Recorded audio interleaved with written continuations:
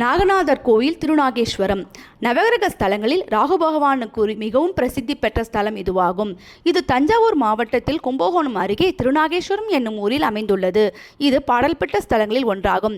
இங்கு மூலவர் நாகநாதர் அதாவது நாகேஸ்வரராக காட்சியளிக்கிறார். அம்பாள் பிரயாணி வானுதலால் அதாவது குஜாம்பிகையாக காட்சியளிக்கிறார். ராகு தோஷத்தால் பாதிக்கப்பட்டவர்கள் இந்த கோயிலுக்கு வந்து ராகு பகவானை தரிசித்து பரிகார பூஜைகளை செய்வது வழக்கம். கோயிலின் தென்மேற்கு மூலையில் ராகு, நாகவல்லி மற்றும் நாகக்கண்ணி ஆகிய தன் இரு தேவிமாருடன் மங்கள ராகுவாக தனிக்கோவிலில் அமர்ந்து காட்சியளிக்கின்றார். ராகு ராஜவம்சத்து மன்னர் ஒருவருக்கும் அசுரகுல பெண்ணொருத்திக்கு மகனாக பிறந்தவர். தேவர்களும் அசுரர்களும் பார்க்கடலை கடையும் போது ராகு உருமாறி தேவர்கள் வரிசையில் சேர்ந்து மகாவிஷ்ணுவிலிருந்து அமிர்தத்தை பெற்று உண்டு விட்டார். உண்மை அறிந்த மகாவிஷ்ணு கையில் இருந்த அகப்பையால் அவரது மண்டையில் அடிக்க தலைவேறு உடல்வேறாகி விழுந்தார். ஆனாலும் அமிர்தம் உண்ட மகிமையால் அவர் தலைப்பகுதியில் உயிரிழந்தது.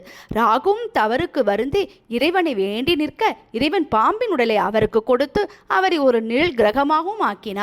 இவருக்கு உகந்த நிறம் நீலம் என்பதால் அணிகின்ற ஆடை மட்டுமல்ல, இவருக்கு செய்கின்ற பாலபிஷேகத்தின் போது தலைமீது ஊற்றப்படும் பால் தலையிலிருந்து வழிந்து உடல் மீது வரும்போது பாலின் நிறமும் நீலமாகி விரிகின்ற அதிசயத்தை நாம் பார்க்கலாம்.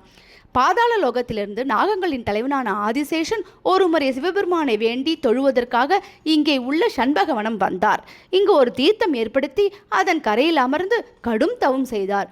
ஆதிசேஷத்தின் இடையறியாத தவத்தில் மகிழ்ந்த சிவபெருமான் அவருக்கு காட்சியளித்தார். எனவே நாகராஜனுக்கு அருளிய மூலவர் நாகநாத சுவாமி என அழைக்கப்படுகிறார். அவர் உருவாக்கிய தீர்த்தம் நாக தீர்த்தம் ஆனது. நாகதோஷம் உள்ளவர்களும் இங்கு வந்து பரிகாரம் செய்து கொள்ளலாம். இக்கோயில் திறந்திருக்கும் நேரம் காலை 6 மணி முதல் மதியம் 12:45 மணி வரையிலும், மாலை 4 மணி முதல் இரவு 8:30 மணி வரையிலும் ஆகும்.